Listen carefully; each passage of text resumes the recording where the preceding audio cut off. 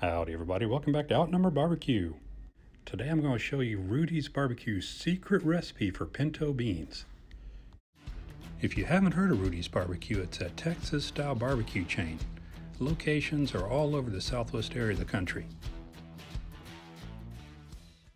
To make these beans, we'll be using Rudy's barbecue sauce and Rudy's barbecue rub. Let me show you how we did it.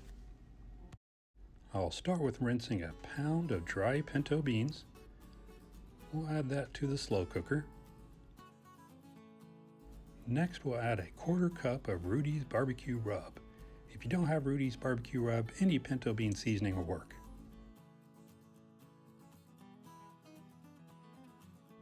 Next, we'll add a pound of cooked leftover brisket.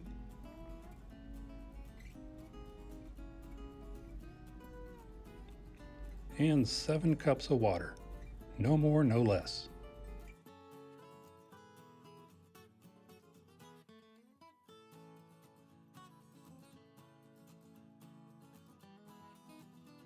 Now these will cook on low for 8 hours.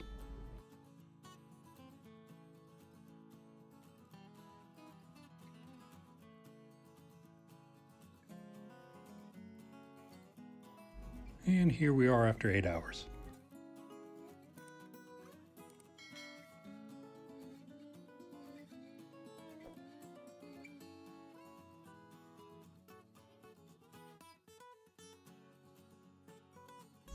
Next, we'll add 1 cup of Rudy's barbecue sauce.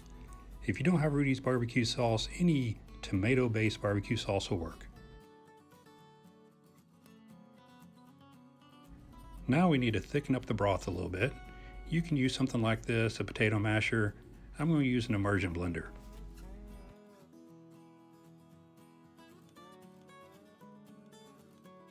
It just takes a few seconds.